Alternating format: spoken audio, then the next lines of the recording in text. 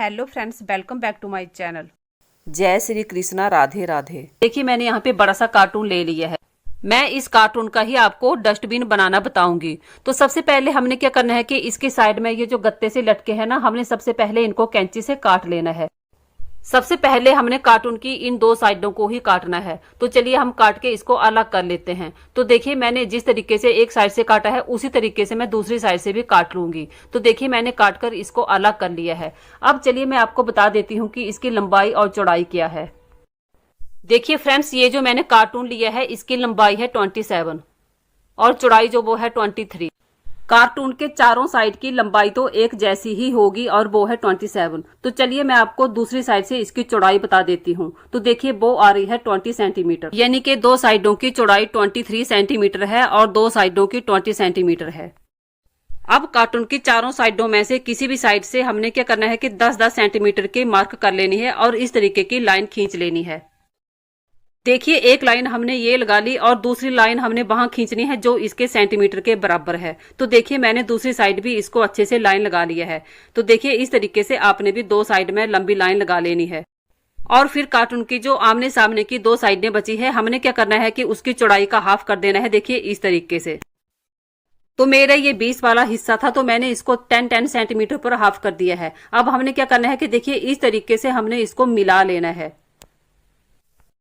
जो 10-10 सेंटीमीटर की लाइन हमने खींची है, इस लाइन को हमने उससे टच करके लगा लेना है। देखिए इस तरीके से।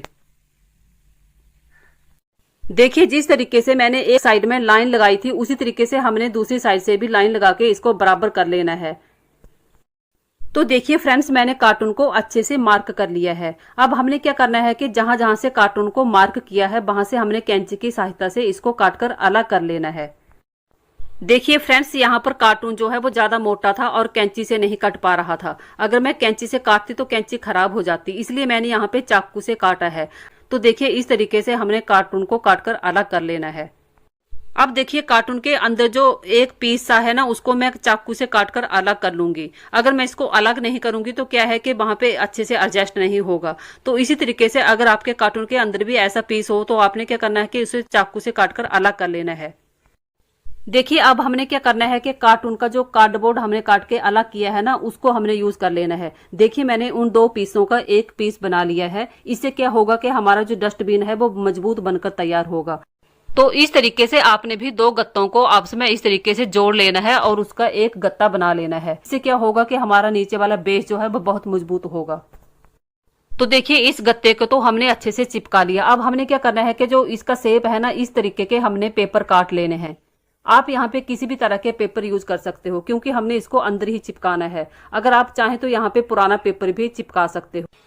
अगर आप अंदर वाली साइड में पेपर नहीं चिपकाना चाहते हो तो आप इसे ऐसे भी रख सकते हो, लेकिन मैंने यहाँ पे क्या किया कि पुराना से पेपर चिपका दिया है। इससे क्या होगा कि ये अच्छा दिखेगा।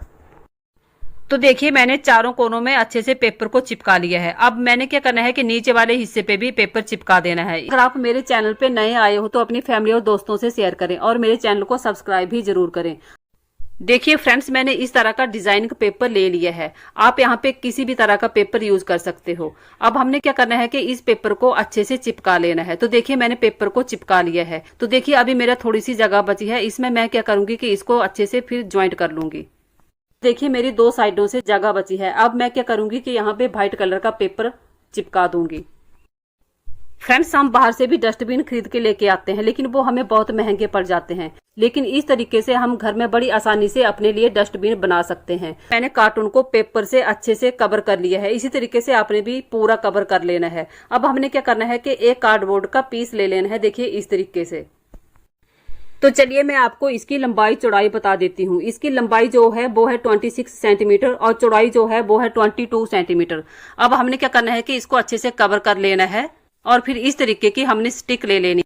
स्टिक जो है वो मोटी और मजबूत होनी चाहिए। अगर आपके पास स्टिक नहीं है तो आपने क्या करना है कि झाड़ू की 5 या 6 स्टिक ले लेनी है और उनको फिर टेप से अच्छे से ज्वाइंट कर लेना है। और फिर देखिए, इस तरीके से हमने इस साइड में 2 छेद कर देने हैं। अब हमने जो स्टिक तैयार की है, इन छेदों के अंदर स्टिक को हमने ऐसे डाल लेना है। अगर आप चाहे तो स्टिक को छोटा भी रख सकते हो, लेकिन मैंने जानबूझकर इसे बाहर की तरफ निकाला है। इससे क्या होगा कि हम डस्टबिन को 3 तरह से यूज कर सकते हैं। देखिए, अंदर भी कचरा डाल सकते हैं और पन्नी में डालकर इसकी 2 साइडों में लटका भी सकते हैं। अब देखिए हमने इसका जो कवर तैयार किया है, हमने क्या करना है कि एक पेपर का पीस ले लेना है और फिर इस तरीके से हमने टेप से उसको अच्छे से चिपका कर तैयार कर लेना है। देखिए जिस तरीके से मैंने कवर को उल्टा रखा था उसी तरीके से आपने भी इसको उल्टा करना है और फिर इस तरीके से पलटकर इसको सीधा कर लेना है। तो देखिए हमारा प्यारा सा और मजबूत टिकाऊ डस्टबिन बनकर तैयार है। ये हमारा बड़ा सा डस्टबिन बनकर तैयार है। आप इसमें कितना भी कचरा डाल सकते हो, देखिए इस तरीके से। और ये कितने अच्छे से खुला और बंद हो रहा है, आप देख पा रहे होंगे।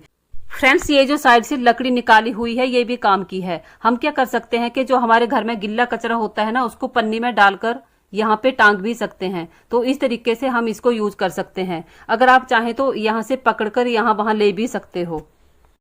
चलिए बताती हूँ कि दूसरा तरीका क्या है। तो देखिए दूसरा तरीका इसका ये है, पन्नी में कचरा डालकर इसकी दोनों साइड में टांग कर रख सकते हैं। आप देख पा रहे होंगे। आप टॉफी या चॉकलेट के रैपर को बिल्कुल भी बेकार समझ के कचरे में ना फेंकें। आप इन्हें इकट्ठा करके रखें और बनाएं घर को सजाने के लिए बहुत ही सुंदर गारलैंड। इसे बनाना भी बहुत ही आसान है। तो चलिए देख लेते हैं कि हमने इसे कैसे बनाना है। सुई धागा ले लेना है और रैपर को अंदर बाहर की तरफ मोड़ते हुए इस तरीके से तैयार कर लेना है और फिर धागे में डाल देना है। आपने सभी फ्लावर को इस तरीके से बना लेना है और फिर धागे में डालते जाना है। आप वीडियो को ध्यान से देखें ताकि आपको समझ आ जाए कि आपने इसे कैसे बनाना है।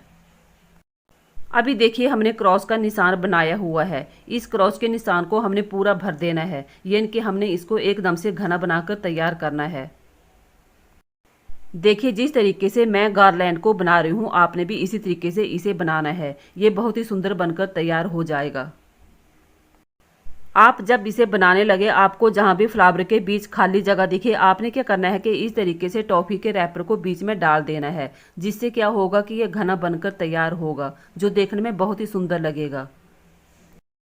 अगर आपके पास टॉफी के रैपर नहीं है तो आप यहाँ पे प्लास्टिक पन्नी का यूज भी कर सकते हैं। आपने क्या करना है कि छोटे छोटे पीसों में पन्नी को काट लेना है और फिर इस तरीके से उसका जिग जैक बना लेना है और फिर इस तरीके से धागे में डालते जाना है, तो वो भी बहुत सुंदर बन जाएगा।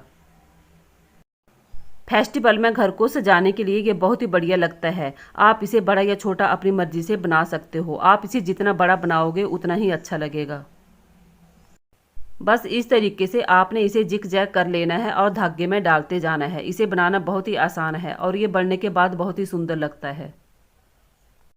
टॉफी या चॉकलेट के रैपर बहुत ही कलरफुल और चमकीले होते हैं, इसलिए बनने के बाद बहुत ही बढ़िया दिखता है।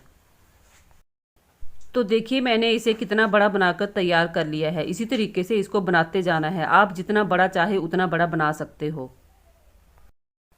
ये देखिए मैंने इस तरीके से इसे डिज़ाइन देकर तैयार किया है और ये कितना ही अच्छा लग रहा है। आप यकीन मानिए ये बहुत ही बढ़िया लगता है।